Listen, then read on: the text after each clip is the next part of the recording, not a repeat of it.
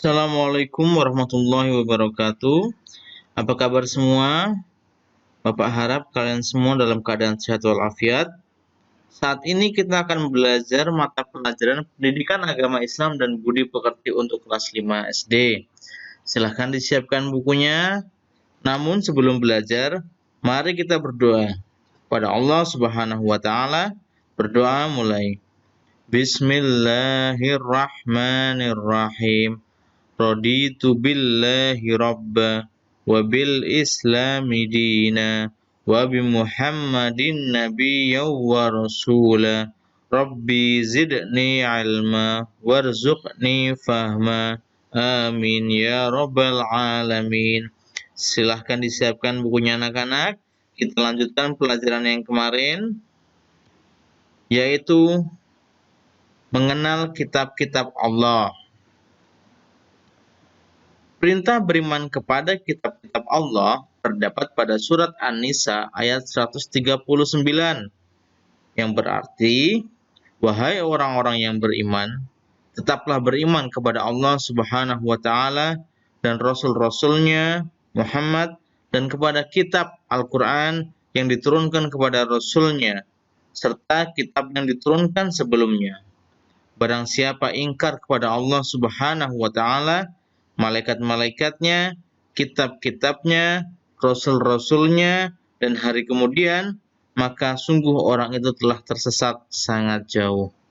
Dari ayat sini jelas Allah Subhanahu wa taala memerintahkan seluruh umat muslim yang beriman untuk beriman kepada kitab-kitab Allah, Al-Quran, maupun kitab-kitab sebelumnya.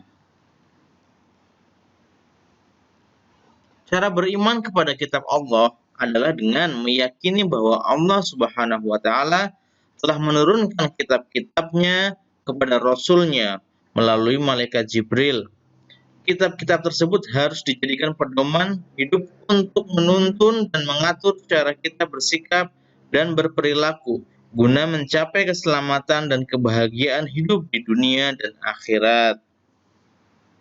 Kitab-kitab Allah diturunkan kepada rasulnya melalui malaikat Jibril untuk membimbing umat manusia agar beribadah kepada Allah, agar menyembah Allah, agar selamat di kehidupan dunia maupun di kehidupan akhirat.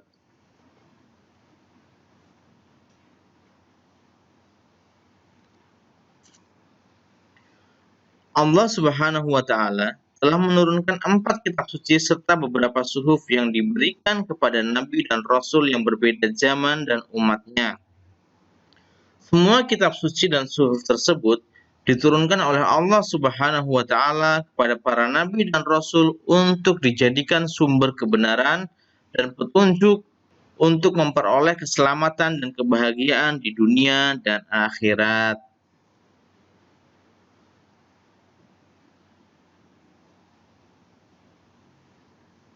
Allah Subhanahu wa taala menurunkan 4 kitab suci kepada rasulnya, dan kita sebagai umat muslim wajib mengimaninya. Yang pertama, kitab Taurat.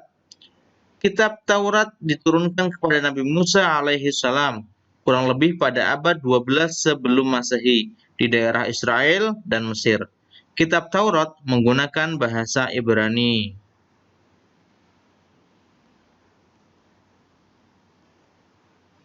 Kitab Zabur yang kedua.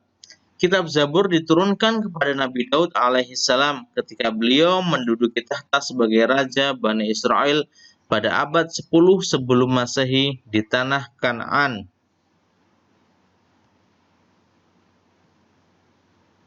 Yang ketiga, kitab Injil. Kitab Injil diturunkan kepada Nabi Isa alaihi salam pada sekitar abad 1 Masehi di daerah Yerusalem.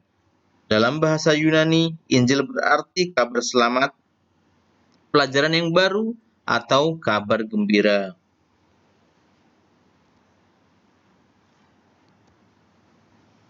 Empat, kitab Al-Quran. Kitab Al-Quran mulai diturunkan kepada Nabi Muhammad SAW pada abad 6 Masehi di kota Mekah. Peristiwa turunnya ayat Al-Quran atau dikenal dengan Nuzulul Quran terjadi pertama kali ketika Nabi Muhammad SAW menyendiri di Gua Hiro, Mekah. Turunnya Al-Quran menandai awal diangkatnya Muhammad Shallallahu Alaihi Wasallam sebagai Rasulullah atau utusan Allah Subhanahu Wa Taala. Usia beliau saat itu genap 40 tahun.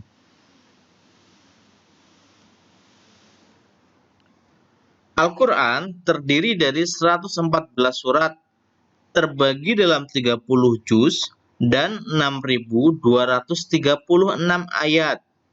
Al-Quran diwahyukan selama 22 tahun, 2 bulan, dan 22 hari. Al-Quran menyempurnakan seluruh hukum-hukum Allah Subhanahu wa Ta'ala yang terdapat dalam kitab-kitab yang diturunkan sebelumnya. Ia diturunkan untuk seluruh umat manusia sebagai rahmat bagi semesta alam, atau disebut juga rahmatan lil alamin.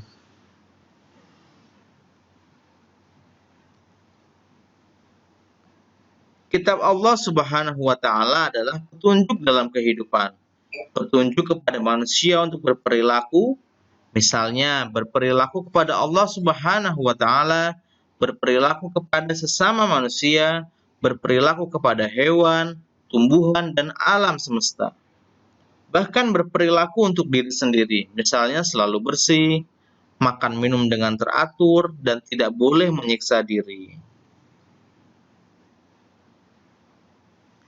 Sampai sini pelajaran kita tentang kitab-kitab Allah.